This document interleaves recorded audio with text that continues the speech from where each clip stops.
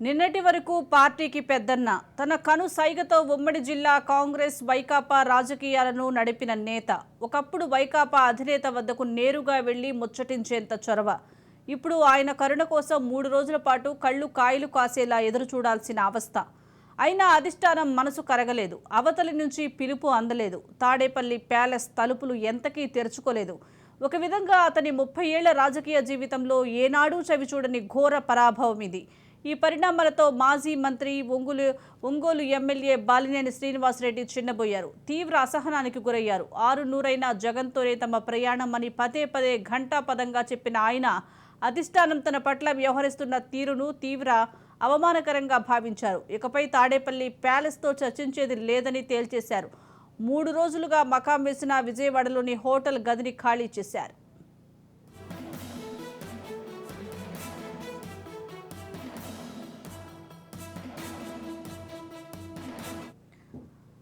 తాజా రాజకీయ పరిణామాల నేపథ్యంలో ఎంపీ మాగుంట ఎమ్మెల్యే బాలినేని రాజకీయ పయనం ఎటువైపు అనే విషయం జిల్లాలో తీవ్ర చర్చనీయాంశంగా మారింది.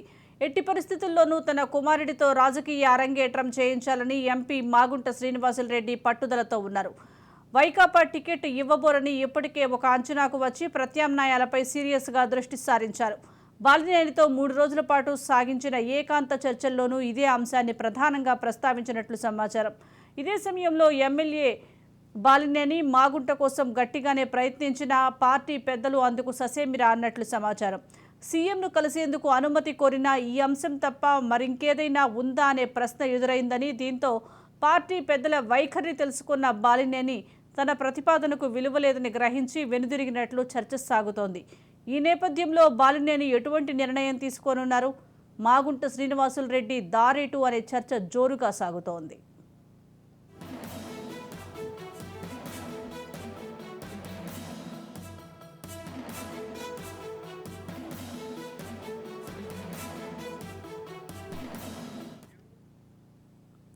దీనికి సంబంధించి మరింత సమాచారం మా ప్రతినిధి సురేష్ అందిస్తారు. సురేష్,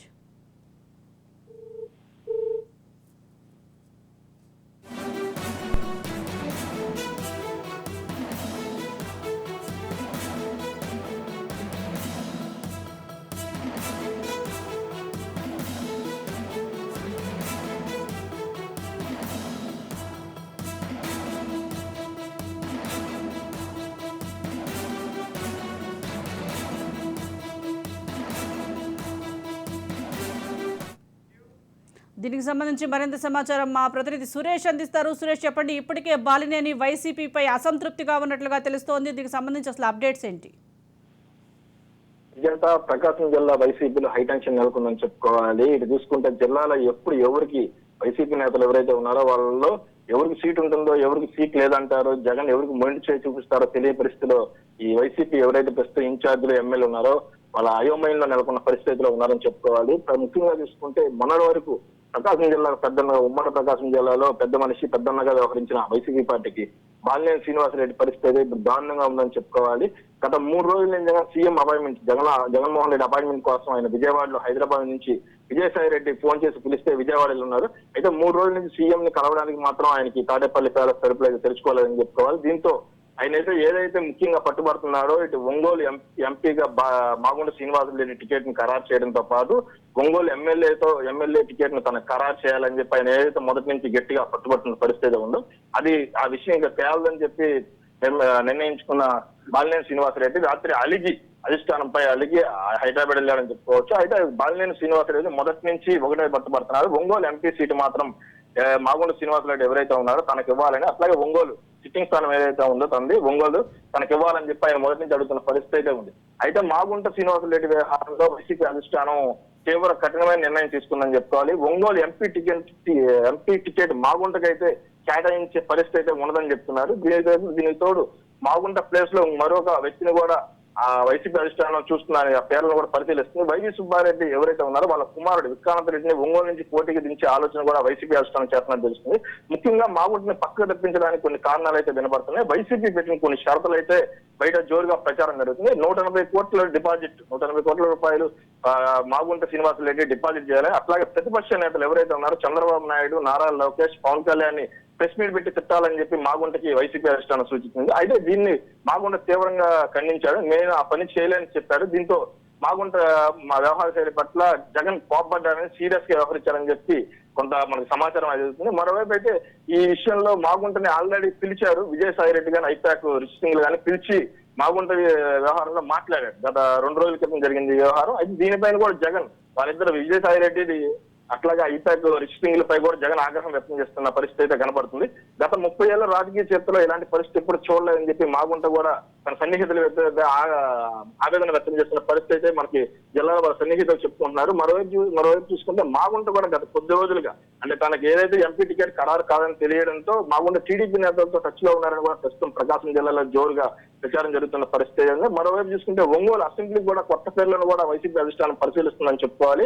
ఏదైతే ఉందో చీరాల ఎమ్మెల్యే ఇన్ఛార్జ్, చీరాల మాజీ ఎమ్మెల్యే ఆమంతి కృష్ణ ప్రస్తుతం పచ్చూరు వైసీపీ ఇన్ఛార్జ్ ఉన్నాడు. ఈయన పేరుని ఒంగోలు అసెంబ్లీ స్థానానికి వైసీపీ అధిష్టానం చూసుకుని పరిశీలిస్తారని చెప్పి ఒక ప్రచారం అయితే జరుగుతుంది. ఈయన్ని ఆమంతి కృష్ణమోహన్ ఎవరైతే ఉన్నారో ఈయన్ని తీసుకొచ్చి ఒంగోలు అసెంబ్లీ నుంచి పోటీ చేయించాలని చెప్పి కూడా వైసీపీ అధిష్టానం భావిస్తున్న పరిస్థితి ఉంది. మరోవైపు చూసుకుంటే కందుకూరు ఎమ్మెల్యే మహేశ్వర్ రెడ్డిని కూడా ఈసారి సిట్టింగ్ ప్లేస్ నుంచి తప్పించే అవకాశం కనబడుతుంది. అక్కడ బీసీలకి సీట్ ఇవ్వాలనే ఆలోచన కూడా వైసీపీ అధిష్టానం చేస్తున్నట్టు క్లియర్ గా తెలుస్తుంది.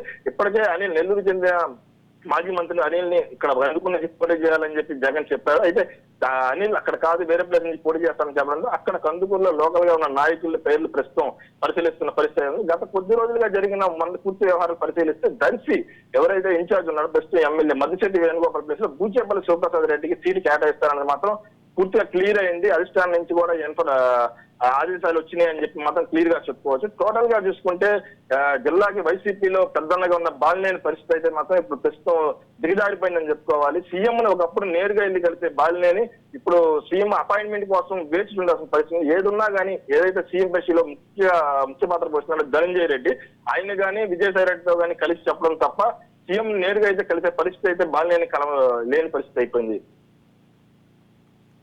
సురేష్, అలాగే బాలినేని 3 రోజుల నుంచి విజయవాడ హోటల్లో బస చేసినప్పటికీ సీఎం అపాయింట్మెంట్ దొరకలేదు. ఈ నేపథ్యంలో ఆయన ఎటువంటి నిర్ణయం తీసుకునే అవకాశం ఉందంటారు? తదుపరి కార్యాచరణ ఏ విధంగా ఉండే అవకాశం ఉందంటారు? బాలినేని